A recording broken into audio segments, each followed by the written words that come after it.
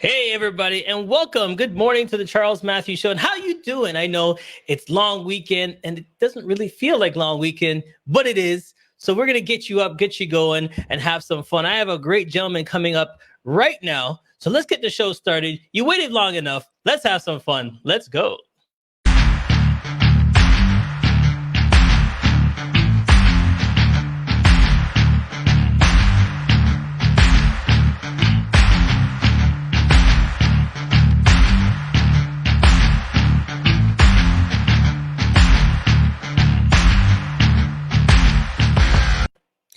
Listen, do you want to build a business that matters? That's the question everybody wants to know. Why build a business and just have it out there? You got to do something with, some oomph, some respect. So this gentleman is going to help us how to do it. Please welcome to the show, Warren. Warren, are you there? I am here. Nice to see you, Charles. How are you? Look at that. They love you already, my friend. Right on. How you doing? I'm doing fantastic. Happy Victoria Day. You too, my friend. We were just talking off camera about, what we do and what have you been doing for this COVID? Oh man, during COVID, it's been crazy. I've been trying to help. I help entrepreneurs, right? Especially those who want to make the world a bit of a better place. Right. And a lot of them, they've been struggling like everybody else during this period. So I've been doing webinars and putting out courses and trying to help entrepreneurs through it. And the good news is, like, none of my clients have had to close down during COVID. A lot of them are actually thriving. They're pivoting. They're doing extraordinarily well. So it's been an exciting challenge, but I've been busier than I've been in years. So they took the situation and changed it and made it work for them. Yeah. A lot of them, it's like really thinking, okay, in every crisis, there's always an opportunity. So what are the changes we can make now to take advantage of it? Now, some have had a bit of a hard time. So it's like, okay, what do we got to dig into in order to get through this period, making the hard choices? Okay. So I asked this question for everybody because I want to know, like, we just met and you're a great guy, but who is Warren? Like, where you started from? What did you want to do? You know what I mean? I see a firefighter in you in the past, or what is it, like, growing up? What was it? Not a firefighter. No, I've had the weird eclectic background to get to where I am. So I'm a business coach now, and I help like ethical entrepreneurs who want to make the world a better place. But I started out as a lawyer. I'm what I call a recovering lawyer. I practiced down on Bay Street for 6.5 years, and then I became a serial entrepreneur. Had a few businesses in the new media space. Then I became a business coach, and in among all of that, I was also a college professor, an actor, and a theater director. Okay, back up. You can't just drop those little ones in there and then pass it by. Let's go back to actor. Yeah. Okay, so how did the acting get in there? Something I always wanted to do ever since I was a kid and never really did. And then when I became a lawyer, it wasn't fully satisfying. And I started taking acting classes and then started doing performing. And then as I went further in that, I really found I thought like a director and started getting into theater directing. And it was super fun and really passionate. So then how did all of that happen? And then also now you are teaching business. Well, it's interesting. They actually all come together. Directing helps me as a business coach a lot because it's all about kind of pulling a performance out of someone, right? Helping them find the best within themselves. Okay. And so that's a big part of it. And then law gives me sort of an analytical, strategic approach to problem solving. And then as an entrepreneur myself, it was all about running business. And that really, I guess that's where it got into it. I was not struggling, but as I went into law, I was trying to figure out how to help make the world a better place. Mm-hmm. Like, I won't go way, but when I was born, I was supposed to die. I was the second person in history to live through this weird congenital defect. Wow. And when I found out about it, I thought, I got to do something with this gift I was given, right? Nice. And so I kept looking, and I thought law, justice, and professor being, actors trying to transform through art. And none of it really took. But then entrepreneurship, I thought, wow, I actually believe entrepreneurship is one of the most powerful forces for positive social change. Okay. Because entrepreneurs look at problems and then come up with solutions to solve those problems. Okay. And so a lot of them, though, they don't have the foundational skills. So they have this desire to do something really good in the world, but they don't all have the business skills because they're motivated by that passion. And so that's what got me into it. I thought, okay, I can really help a lot of really passionate people make an impact in the world by giving them the skills and support that they otherwise lack. Okay, so like they wake up one day and they really want to get out there and they have the knowledge, but there's one piece missing and you help them with that one piece. Yeah, there's generally several pieces, but all around that, the notion of business skills. I get you. I get you. Now it's funny though. Like when I first started to be an entrepreneur, I didn't want to be an entrepreneur. Like, I just love doing the entertainment stuff. I love doing this stuff. And it wasn't for a friend of mine that says, why don't you just open up your own business? And I didn't think about opening up a business. I'm like, nah, what am I doing that for? Right. And then it's like 15 years later, you realize, you look back and you go, what did I get myself into? Right. So yeah. how do you transfer the person's mindset to say, hey, I know you're doing this, but there's so much more you can do? Yeah, a lot of it is around the why, right? So there's, in real basic terms, there's two kinds of entrepreneurs. There's those who are into it because they want to pursue here's the definitions, I guess. There's a creator and there's a builder. Okay. So a builder is someone who they don't really care what the business is. They just like the idea of building a business. Yes. Okay. Right? So they're really motivated by that. Creators are people who they're more driven by a passion of something that they want to manifest in the world. And it isn't about the money. It's about that vision they have. And so the builders are actually relatively easy because it's like, I just want to build stuff. So how do I develop the skills to make sure I can build? Right. The creators is where that mindset shift happens. And they have to understand that for them to create what they want to create, there's some additional skills they need. And actually, when they start to understand that creating a business is another form of creation, it's actually an art form into itself. Right. Then they start to go, oh, well, just like I need to learn different brush strokes to be a painter, or I need to learn different techniques to do a good show like you've done. There's also some business skills like marketing and sales and financial management that help me do that creation better. And when they understand that this helps them achieve their why, then all of a sudden they want to achieve more. So I guess your business is more one-on-one with the entrepreneur himself, or if they have like employees as well, do you dive into the employees, or is it more, I got to talk to you first? You're my one-on-one. It's both. I've been doing this since 2002, so I get in pretty deep into the business. I dive into the financials and the team building, and I do training, and I help manage a number of clients. I've helped their second tier of management. I'll coach their salespeople. I dive pretty deep into the guts of the business. All right. Well, since he says he dives real deep, let's get into that right there. Here's his website. Talk us through, how do people find you, and what's the candidate, and why do we go through all the processes? So they find me on this website, warrencoughlan.com. And what was the second part of the question? When we come to you, what's the best candidate for you? Like, if I'm looking for it, I'm like, I'm a new entrepreneur or I'm a veteran entrepreneur. When should we come to you? Right off the bat, like when we open up the business, we come to you. So there's two routes. So I actually have a membership site for people who just want core training. And so for people who just want access to some training, generally I don't work with startups in the one-on-one because startups haven't been hit in the head enough times to know what they don't know. And so they're not, there's exceptions. Like there's some startups who are really, really open, but often they're sort of like, no, I got all that figured out. I'm like, all right, in a couple of years, you'll find out you don't have all that figured out. I got you. So it's usually people in business, minimum of 3 years. They should have probably 3 to 5 staff. And they're at that stage where they really want to raise their game, and they know that there's some things they don't know. Okay. Right. So it takes a certain kind of humility to be able to reach out to someone to ask. Well, it requires both humility and confidence. Interestingly enough, you need the humility to be able to say, I don't know everything I need to know. But you also need the confidence to say, but I know if I get the right advice and support, then I'm going to be able to make it. Well, I'm going to put this out to everybody. What I learned in business, go to somebody first. Get that coach first. Don't waste time and go, oh, no, I got it. I'm new. I know what I'm doing. No. Go to somebody first. Save those thousands and thousands of dollars on making a mistake. Get somebody that's professional like yourself that can say, okay, if you want to start off, these are the things you should look for. Because I did make a couple of mistakes starting off. I thought I knew everything too. You open up your business, you research, you go on YouTube, and you look at this and you look at that, and you realize, hey, no, it's not quite what you thought. And then there's also the element of accountability. One of the things with entrepreneurship is you don't have a boss, right? So if you decide to eat Doritos watching Netflix in the afternoon, nobody's going to call you on it, right? So having someone like me there to sort of say, hey, dude, you said you were going to get this done, so let's get it done. Yes. Yeah. Accountability is key in any type of business. It's true.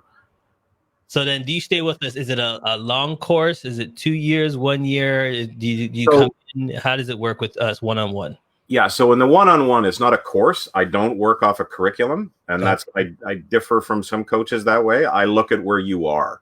So I enter the relationship through a strategic planning phase where we just break down the whole business and say, okay, what in light of your objectives should be the focus? We build a 90-day plan that then has you work on very specific items on that. In terms of duration, there's no duration. I've had clients who stayed with me for 5 years, and I've had some who use me for 3 to 6 months. So it's really based on what they want to keep achieving, right? Sometimes people are they want a quick hit to solve a problem. And others are like, wow, this is helping me really get my stuff together on an ongoing basis. Because business goes through stages, right? You get to one level and then all of a sudden there's another level. And sometimes someone at this level, I don't coach on this stuff because it's too advanced, right? So we wait until they get there and then we start putting that into place. So then here, let me ask you this question. I know there's some coaches and some people that when you get to each level, callbacks. So they teach you in one course, they let you branch out, get to that next level. And then once you get to that next level and hire like some workers, then we come back to you again to teach the next level and keep going. Do you work like that, or do you rather us just stay with you to the whole team? I can work either way. Again, it's like because I don't work off a course, it's very context based, right? So what I find is most people, one client of mine, he had a great thing. He was complaining. He goes, why is it every time I grow, I encounter a new set of problems? Because you're growing. Exactly. Right. And so what I find is, there's just that next set of problems to solve. Now, I've had clients who say, you know what, this has been great. I want to try it on my own for a while. Well, great. Try it on your own for a while. And then they'll call me back a little bit later when they encounter that next set of problems. Okay. So either way works. I do like to stay with people through the journey so it stays like this rather than sort of doing that. Yes. All right. So when we get back, you are also part of a great thing that we're doing to help people with hunger. And I want to talk about that right after the break. Stay tuned. Don't go nowhere. We'll be right back. CMJ Entertainment is a one-stop shop. CMJ Entertainment helps people do any type of events, and it's a marketing tool as well. So we'll cover everything from start to finish. If it's a wedding, we'll make sure your wedding is over the top. And if it's an event, we make sure that everybody gets information at the end of the day. Give us a call at 416-414-8964 or online, go to cmjent.com. So when I was looking at doing some research and I talked to you earlier, you're a man of, like you said, you wanted to help. So there's actually two things. Let's talk about yours first, and then we're going to go into the challenge. So let's talk about the stuff that you're doing. In terms of trying to help people? Yeah, the food. So that's all part of. So I'm the president also of an organization called RTG Group, which stands for Receiving Through Giving. And the whole mission of that organization is to make the world a better place by helping those in need get the food they want, but through programs that help everyone. We have sort of a fundamental philosophy at RTG that everyone must win more than they put in. So we construct programs to make sure that everybody who participates in the program benefits more than they contribute. So we've got a couple cool programs going on. One that I'm driving right now is called Faith to Food. And then we've got another one called the Digital Marketing Agency Challenge, which you're seeing on the screen right there. So the Digital Marketing Agency Challenge is a super cool. I'm not familiar with anything like it that's been done before. It's really innovative. No, it's not. So you've heard of it, right? Yeah, I've been interviewing all the different people about it, and we've been talking about it. I'm like, no, it's not the same. I think it's crazy for you not to jump on board, but you could explain why. Yeah. So if you have a digital marketing agency, you got a chance to win $100,000 by doing good. Yes. So if you're not fully tapped out, like if your team during COVID has some extra capacity, this is an amazing opportunity because you get to train your team, you get to help them feel good about their organization because they're doing good in the world. You get to help ensure that people get fed, and you get to profile your own skills and maybe win a bunch of money. So the way it works is basically every agency that qualifies, we give them $1,000 a month that they can deploy to any marketing strategy they want to try to get people to participate in buying food for the hungry. Okay. And those who feed the most, the one that feeds the most, gets $100,000 for that. That's the part I thought you guys made a mistake. I had to read it 3-4 times, go back into it again. So basically, let's say this again. Agencies, it's a win-win for you. Not only are you helping others, not only are you showing your brand, not only are you showing your skills to other corporations out there, they're giving you money to help you, to help them, to help you, to help them.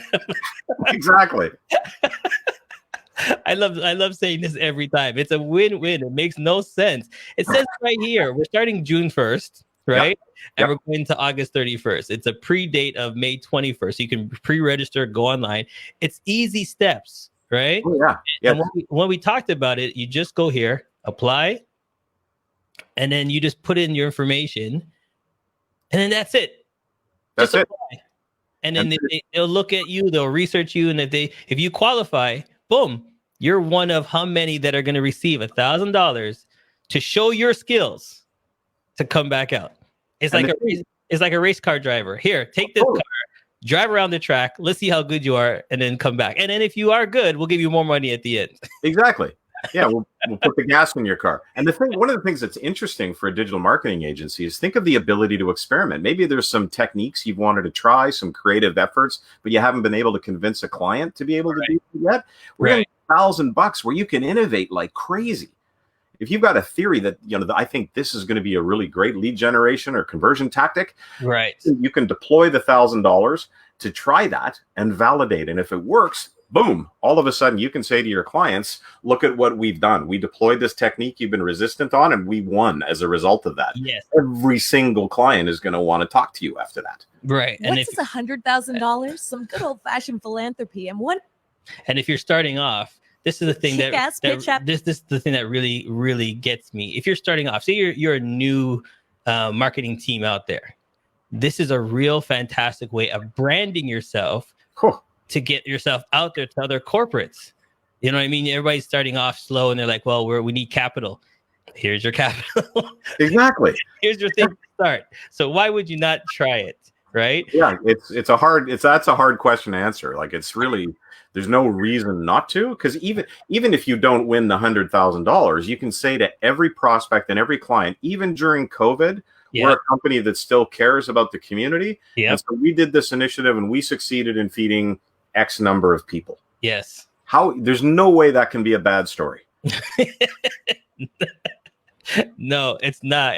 And to be honest with you, I think you're the fourth person I've interviewed about this great project. And each time I'm trying to think of a way why it's the bad. I'm trying to be devil's advocate here. I'm honestly trying to think of a way to say why you should not do this. And I can't come up with any. There isn't any. Because the program, can we talk about the program a little bit? Let's talk about people. Like, say you're not an agency, but you want to donate. Yes. That program alone right there is actually phenomenal as well. Because when you donate, you actually get back as a donor as well. Can you talk about that part? Sure. Let me transition that into the faith to food one, because you've had 3 people talk about the digital marketing agency. You haven't heard about this one yet. So this is the other program that we're just about to launch. So we don't have the website up yet, but it's going to be starting soon. Mm-hmm. It's called Faith to Food. And the idea of this is I was noticing that whether it's churches, synagogues, mosques, temples, a lot of them are sitting empty right now, right? Yes. During COVID. And what happens when a community can't gather anymore is the community can start to, dissolve a little bit. Yeah. And so a lot of these faith-based institutions have 3 challenges. Like, how do we keep our community together? How do we make sure we are making money? Like, they have to still generate revenue. A lot of them, their rentals are down, their donations are down. Yeah. And then the third thing is, how do we keep up with our social mission? And so we looked at that and went, well, we've got a solution to that. So we're going to do, like the digital marketing thing is a challenge. We're going to have a challenge among faith-based institutions to see who can feed the most people. Okay. Which is super cool, because all their community then can rally around a particular cause. We're going to see how many people we could feed, and there can be a little, faith-based trash talk. Yeah, of course. Our synagogue's going to beat your church, and that kind of thing, which is super fun. And then, so to your point about how the program works, So you're not just asking people to spend money to buy food. You're actually asking them to save money by helping someone else. And here's how it works. Yes. When someone chooses to buy food, and I use that term rather than donate, because it's not really a donation. You're actually purchasing food. Okay. For someone to get, and the food, you buy the food gets delivered to Second Harvest. Second Harvest then takes it to food banks, and people get access to the food. So you're actually purchasing the food. In exchange for purchasing the food, you not only get a tax receipt for 100% of the value of the food, you also get a private discount app. Yes. About 2,000 different brands and offers on it. Yeah. That you can access anytime on stuff you buy all the time. Yeah. So you are, in fact, this is the crazy part, and everybody goes, wait a sec, how does that work? Exactly. But it works, right? You are financially better off by buying food for someone than you are not. Because here's what I did. I actually did a little calculation because I thought, okay, there's probably hundreds of thousands of dollars of savings through this app. Right. But not everybody's going to buy everything, right? So I said, let's just take a lower middle class person who only uses the app every now and again. So they all go out, maybe a dinner and a show twice a month. They do a car share app. They take one vacation a year, which maybe they can't do right now, but a year from now they will. And they buy clothes once a quarter. Okay. That's all they use the app for, which is really basic, right? They'll save $3,000 a year. Yeah. So how much does it cost to buy food for someone? $39.70 a month. That's it. So you're $3,000 in savings for buying somebody food, getting a tax receipt for it, feeling good. And then the other part is for the faith-based institution, because we're a for-profit social enterprise, we have a little bit of margin on the food. Yeah. We give dollars back to the faith-based institution. Okay. So that church, synagogue, mosque, if they feed, 500 people, they'll make $18,000.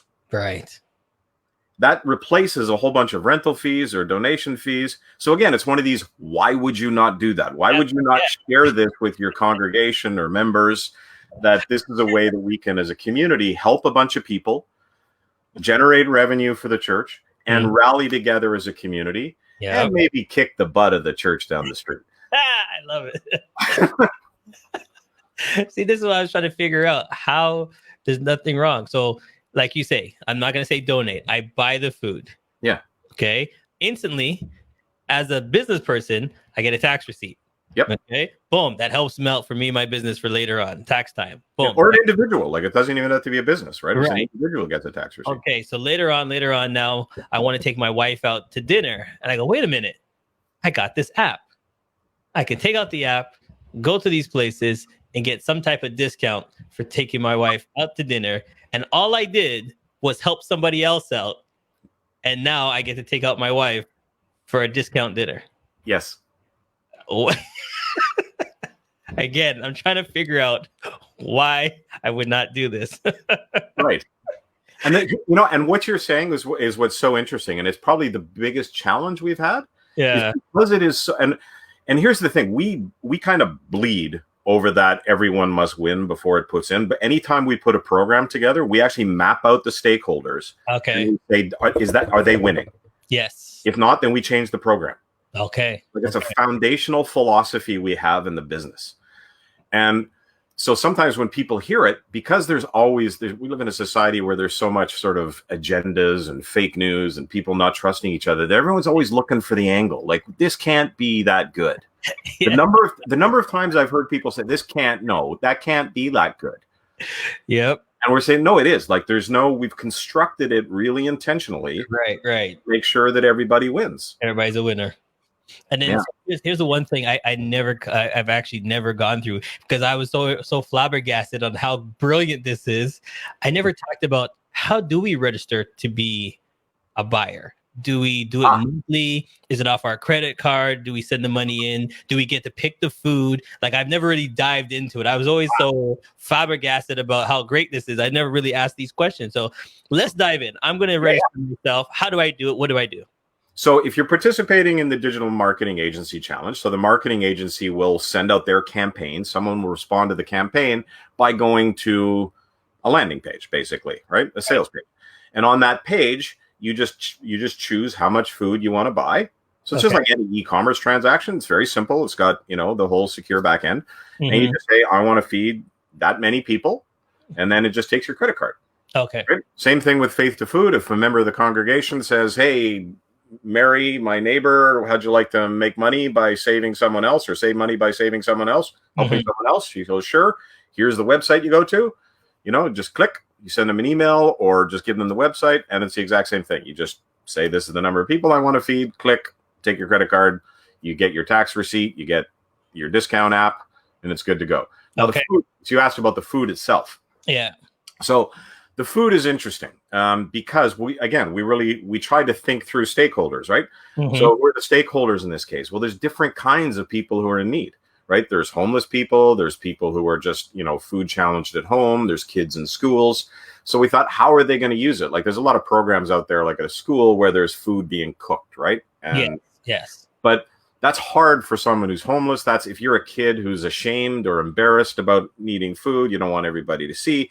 So what we did was we thought we need food that has a long shelf life, that's transportable, and that, people can share or use whenever they want. So basically it consists of basically a granola cup and then two bars that are within one of these like Chinese food containers, like boxes, right? And there's a few reasons we did it that way. It's really stackable, so at the food bank it doesn't take up a lot of shelf space while providing a bunch, right? So it's really conveniently shaped. It also allows people to take it with them.